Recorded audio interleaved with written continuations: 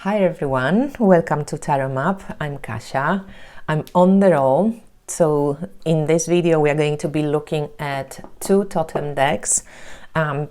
Totem is a brand created by Rachel White, and in the little white book Rachel says that she's a trained shaman, medium and energy work practitioner, and her approach to spirituality is unique.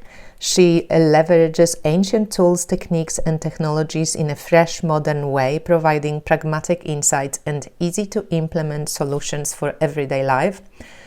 She's passionate about simplifying complex, esoteric concepts and having a spirit of adventure and a sense of humor along the way.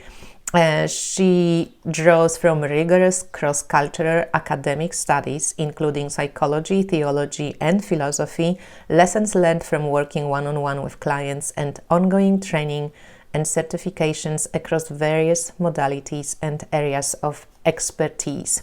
So, from what I know, Emma is the designer of this deck. It's called ecookdesign.com, and all the totemreadings.com and Rachel's info I'm going to link below in the description box. I have just chatted with Rachel. We had like a really fun story. That's how we met, through one of my clients, Kathy. She gifted me her flower essences deck because she knows how much I love flower essences, and then Rachel has contacted me on Instagram and asked if I would like to review her tarot and oracle deck, and I said, oh, how weird, I just received your deck as a gift. So she said instead of oracle deck, she sent me kindly a couple of her flower essences, which I'm just testing. They're quite large. I think actually they're 50 mils. I thought maybe they were 30s, but they're quite big. And I wanted to show you the two decks that Rachel has created. I'm going to invite Rachel for an inspired tarot map interview as well, because I find her work quite interesting, and also I love the approach, the fierce love that she's sharing, and sense of humor, etc. So I hope you're going to enjoy it as well. Let's start with the Totem Flower Essence deck, because it's pretty straightforward and beautiful. So both of the decks come in hard boxes, like two-piece box, and you get, this is the motherwort I brought from the States. There was so much motherwort plants growing when I was there. So yeah, the little white book, as you can see, it's pretty straightforward. You get the name of the card, you get what it is made from, you get the chakra and element that Rachel associates with this plant, and then it's mostly just like oracle-like advice, let's call it, okay? So basically, it's not so much about this plant does this, etc. A little bit, but like mostly it's just very simple, good oracle deck, right? So we have these positive qualities also and patterns of imbalance, and that's how the booklet looks. So I'm going to leave this out. We're going to pull one card later on, and at the end, and you're going to see how that reads. The deck has, how many cards? Please let me know. I forgot now. Does it say how many cards we have? It looks like make playing cards quality, so not linen, but like fairly good quality of paper, and not laminated, so you don't get, but because it's black, of course it is going to scratch with use. I don't mind, but just for the sake of people who are very picky about this, I didn't edge it, I didn't do anything with it. I really love the artwork of this deck, and let's just go through the cards so you can take a look, and then we're going to pick one. So what Rachel did is she gave kind of interesting names to the essences. So for example, you don't have just like an essence of peony poppy, let's say. She calls it something, so you have some like association with the plant. And here we have like Fountain of Youth, Made of Tomorrow Leaf, Medieval Medicine with Rosemary. So I'm just going to go through them. I'm not going to read all of it, so you can just take a look at how beautiful the artwork is, and you know, just dead grandma. That's really cool, of marigold. I love just the tone of the artwork and the art itself.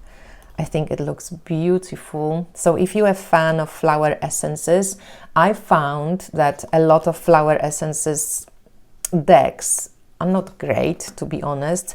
I mean, I only seen a couple that were made like from Bach flowers or Bach flowers, right? And I didn't particularly like them. The artwork didn't suit me, and I think there's still, oh, maybe I should make a deck based on flower essences. There is still, you know, place for that if you just wanted to even make Bach flowers essences, because these ones are different. There's borage, there's zinnia, so they're not necessarily just Bach flowers. There's bergamot, sweet pea, so different essences. Spiritual gangster, that's pretty cool. Lucid dream for mugwort, that's beautiful, love that. Do I have that? No, I have daydream. Crown of stars, black mirror, that's what I have, made of black iris. And the black mirror here, it says that it's enhances psychic abilities, particularly the ability to see beyond the veil and into the future. So very good for like all types of readers, right? Witching hour, that's interesting that witching hour is for chamomile. I'm going to set this aside. Let's read about this card. This is going to be our, oh, that's hellebore, cypress, phoenix, that came up recently in client reading. White magic and lace, that's beautiful. Catnip, bee balm, evening primrose, maiden mother crown. Oh, that's sweet. Love potion of scarlet sage, reclaim yourself, desert rose. Tulip for goddess. Good bath for hemp, rehab for wormwood, that's pretty cool. Totem animal for cardinal flower, liquid sunshine, that's sweet. Plumed or plumet serpent, passion flower, sweet dreams for valerian. Delphinium with oracle, that's very beautiful. Liquid courage with clover, empath, bougainville, orange glow nasturtium. Just summer for dandelion, that's cute. Thug rose, milk thistle, flame iris, echinacea, olive tree. So most of them you would not know, like poppy and olive tree maybe. Is poppy in the Bach flowers, Bach flowers? I don't think so, but definitely olive tree. And red yarrow. So this is the deck, and let's look at this witching hour made of chamomile. Shall we take a look? So this number is 11. It's very easy to find in the book, just, you know, very intuitive. So we have made of chamomile, we have chakra, it's third eye, element is air. And then the booklet reads like this. Do you have trouble leaving work at the office? Do you have a hard time unwinding after a long day? Do you long to stretch the hours to maximize serenity, spirituality, and peace? Chamomile flower essence might be for you, energetically enabling you to release the stress of the day and embrace more space for magic. Chamomile flower essence provides a buffer to help you transition between activity and relaxation, supporting your daily windows of introspection and spiritual expansion.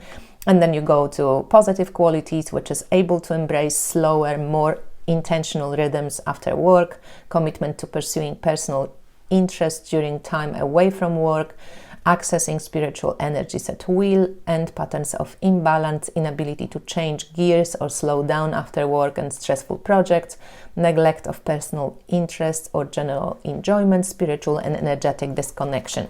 So very kind of to the point, good oracle for daily draws, good oracle for learning more about plants. And Rachel was in the corporate environment for a very long time. And I think for people who also are transitioning or are working in corporate world, this deck will be really great because she often comes in the description from this perspective as well. So if you're one of those people who, like finds itself like overworking, this will be an amazing deck, and essences as well, I think, to try out. So this is the oracle deck, and let's now move to her tarot deck. And her tarot deck also looks like the same box, two-piece box, and it's a different tarot deck, okay? So same designer, Emma Cook. Rachel White is, of course, the creator. In the booklet, you have how to use the tarot deck, daily cards, some spreads, major arcana, minor arcana court cards, and the same kind of write-up about Rachel and Emma. And this deck is totally different, okay? So I'm going to show you the majors first, because every name is changed. And Rachel, I'm going to ask her about this, but from what I listened to a couple of her interviews, she says she has met all of these beings. I think any like Lilith lovers or you will appreciate this deck, because to me it has very Lilith kind of energy to it. So the Fool is Coyote, the Magician is Gabriel. I should have put them in anyway, it doesn't matter. I didn't put them in order because I keep using this deck, but how beautiful. So it's very minimalistic, but it's also like just interesting. So the Hierophant is Oracle. Hathor is either Strength or Justice. I'm curious what she picked for 11. Let's see. Hathor is Life. She's the divine embodiment of biological, material, animalistic existence. She's warm, lioness. So maybe this is Strength more, because we know that Hathor was a pacified version of goddess, the lion goddess. What's her name? Sekhmet, right? So I think this is going to be Strength. So it's more like Tough, numerical order, and Marseille, numerical order. Yeah, 8 Mat is the Justice. I love this. And this is Berserker, so for like the big wheel, right? And that's Chariot. And then we have the Moon, which is Inario Kami. So, you wouldn't know, like if you don't know, like this one, I don't know. So let's just see, so we don't go blind into it. Let's see, 18, Inario Kami is transformation. Every night the moon is a new creature. Oh, the same can be, I mean, it's very simple, very obvious, but it's just like nicely put. The same can be said for women. Inario Kami shows us how fungible and shiftable the fabric of our reality is, and how much impact our thoughts and intentions can have on a physical plane. She is, so this Inario Kami, a trickster, deity changing from fox to woman in the blink of an eye, amplifying or muting her shifting appearance as needed. She's not evil, but she is also not necessarily benevolent. She's unpredictable. The only certainty with Inario Kami is change. Like the moon, Inario Kami, goddess and shapeshifter, is magnetic. She can strategically amplify or mute her auric body to influence and perhaps manipulate your reality, seducing or terrifying as the situation requires. She governs the commerce of the night, food, drink, organized crime, applying her unique code of conduct to ensure harmony within the marketplace of darkness. When she appears in a reading, embrace the transformative powers of the moon, the night, and the female of the species. This is the energy of shape-shifting, of beauty becoming beast, and the mundane becoming the magical. Inari offers unmatched powers of seduction and fertility, using a glamour to beguile, casting shadows to distract, and releasing pheromones to exert unseen influence. Have fun in the moonlight, but remember that things may look a little different when the sun rises the next day. While fun and exciting, this is not a time to make large commitments or big decisions. Things look very different in the daylight than they do during the night, so wait until the shifting landscape has settled and you can see what's around you more clearly. If you're feeling a bit paranoid, give the situation some time. It's not a good juncture to react out of fear or untethered confidence. Both could be off base. Totem's image of Inari Okami is the shifting potential of the moon. It's kinetic yet subtle. She's never the same moon twice. That's pretty cool, and I really like that she describes what the image shows, but also goes practical. So even though the deck can look a very kind of alien to many of us, there is practical use with it, and a couple of times you read the booklet, as you can see, it's written in a very approachable language and modern and simple. I really like reading with this deck, and it provides very interesting interpretations as well. So Amun-Ra is the sun, Mab is the Empress, the shadow is the devil. Very simple, just pure black. Oh, and by the way, for picky people, this deck has a lot of shine added, so you will see your fingerprints on it. I actually love it because, yeah, they're my fingerprints, but for some people it might be annoying. So I just want you I wanted to let you know. I remember when for the first time what's this deck by Ravin Phelan? What is it called? The Dreams of Gaia came out. And I have the very first edition, and it has just black backs, and people were very upset because they could see the fingerprints. I'm so happy with this first edition Dreams of Gaia. It's so good, but they changed later on. So I don't know, for many people it might be annoying. So I want you to know that, okay? Titania, it's interesting that we talked about it around Shadow card. Titania is for the star.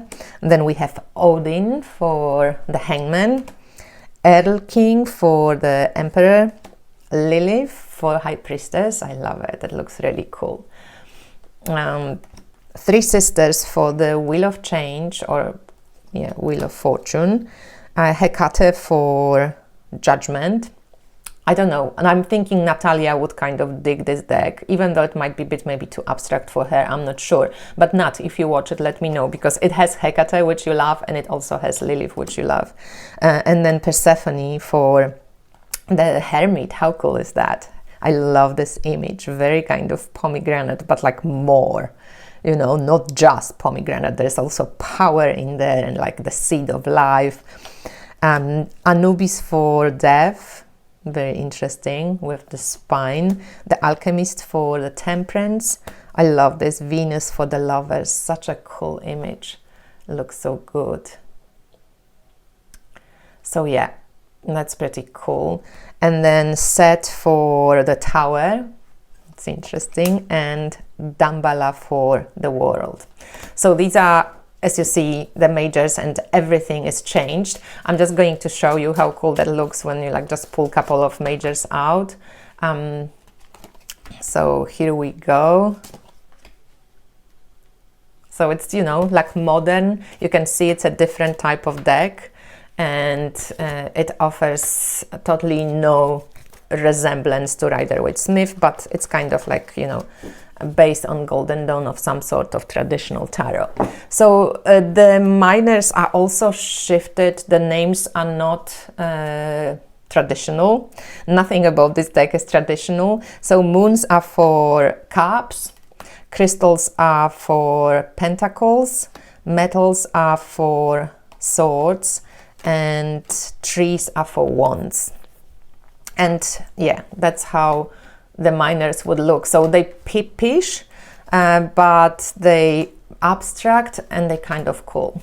But again, I don't think it's a great beginner's deck unless you're an open-minded beginner, but it looks beautiful, I think. I love the usage of light, and it just gives it like this very magical kind of earthy but otherworldly character. So these are all the minors, and then I separated also the court cards because they are also different and differently named. Let's pick one minor and I give you a sense of how that reads, okay? So, and how it looks in the deck. So we have 3 of moons, which is 3 of cups. That's lovely. So we go to minors and there's moons. The moons influence our emotions. They changes influence the current of our lives. Ebb and flow, water, love, relationships, subconscious mind. So then it goes just Ace, 2, 3. So as you see, all of this before was for the majors. Majors get a lot more info. And then for the minors, you get like a short description. So 3 of moons, which is our card, is celebration, special occasions spent with great friends. So we can see it's like Rider-Waite-Smith inspired. Ease, light magic, gentle flow of water, laughter, fun, joy, the warmth of summer, and simple times.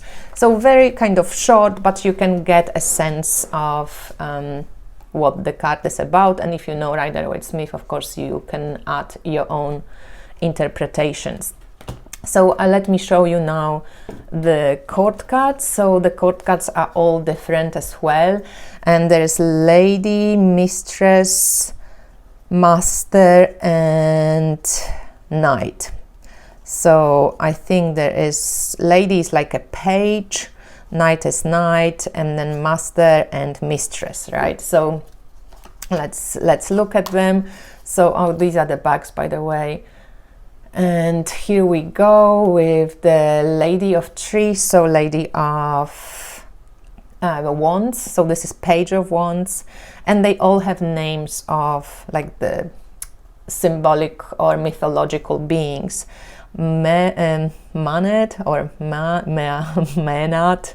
Let's see, Lady of Trees. So at the end, court cards. It's very simple.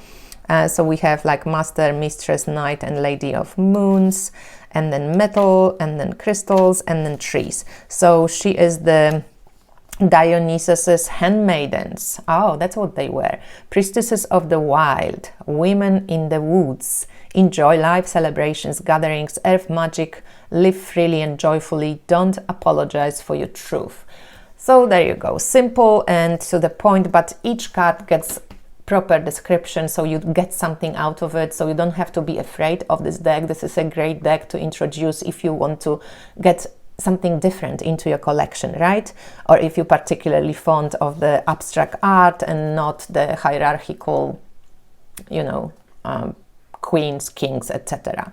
Hugin and Munin, or Hugin and Munin, from the crows of Odin, are ladies of metal. So they for Lady of the Moons is the siren.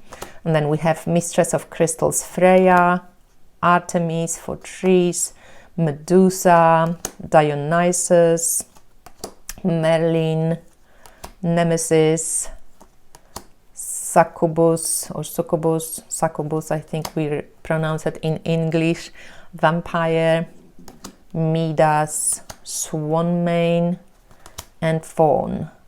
So these are the mythological creatures. So the deck is just regular tarot size 7x12. Again, make playing cards, but not like the flower essence deck. This one is kind of shiny, and it has, as I said, it's your fingers leave the prints on the cards, which I kind of like, but just saying, because some people will definitely complain about this. I've been on TarotTube for too long not to know that, and that's okay. You can guys complain, I don't mind, but I want people to know what you're getting. I'm personally in like just having so much fun with this deck, because, you know, I like to challenge myself, and here we go, like that's how it would look. So you get you have to be open to reading different decks.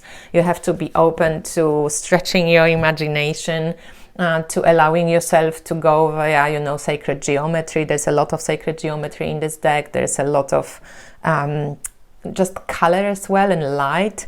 So here we have 5 of crystals, which would be 5 of pentacles, and we can see this, you know, even the Rider-Waite-Smith description of Five of Pentacles, but the energy is like pulling us downwards. There's nothing is harmonious here. Everything is a little bit off, right? And that's how you can start simply going into reading more abstract decks. Just you read what you see, and you don't see a beautiful star here. There is not a pentagram. The pentagram is, you know, fact. And we are trying to figure out the meaning out of this. And then maybe something that we could do about this is keep an open mind. So this is this Lady of Trees, which we read about. So this is the Page of Wands that maybe needs to feel a bit more inspired, and that's maybe from the energy that it's not very like supportive to us. Through our own input and inspiration, we can move towards the more empowered times, right? Just the very simple way of reading these three cards together. We have the court cards as well. So if we just read, for example, the Five of Crystals, let's see. So we go to minor arcana. There are moons, metals, and crystals. The crystals are wealth. This is the suit of the abundance of the earth, and its gifts: money, health, stability, energy made manifest.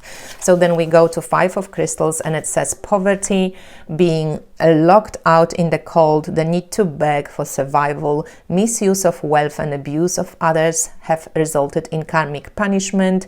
A taste of your own medicine. Do not use money to abuse or intimidate others. The need for charity work and discipline. So as you see, this deck is not always a hug deck. You will get your truth delivered. I love this type of deck, so I'm not afraid or closed off to this type of energy. Probably I wouldn't use this deck if I was very, very down, or maybe I would go then for the flower essences, but it's a perfect deck to, you know, stretch your ability to read with tarot. And I love how it looks. I think it looks gorgeous, and I really enjoy the like Aquarian, let's call it, and modern visuals of this deck. And I like how the booklet kind of is quite simple, even though the artwork doesn't seem so simple.